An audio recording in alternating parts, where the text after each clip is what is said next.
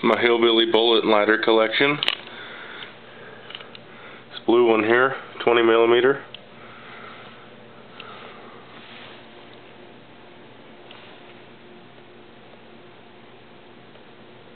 This one also a 20mm from 1949.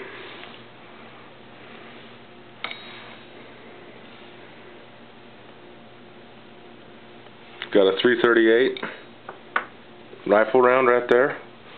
This one. This one is .243 rifle round.